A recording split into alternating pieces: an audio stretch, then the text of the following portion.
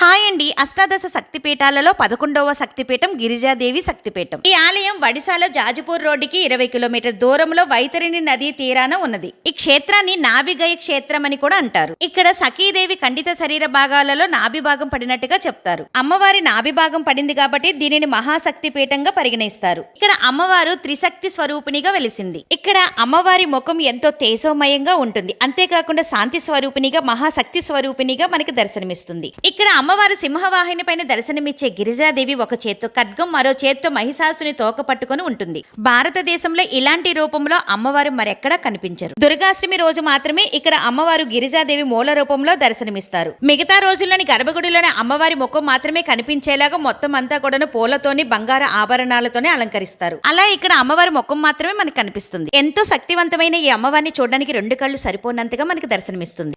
ఇక్కడ అమ్మవారి ఎలా వెలిసిందో సెకండ్ పార్ట్ లో తెలుసుకుందాం. Thanks for watching.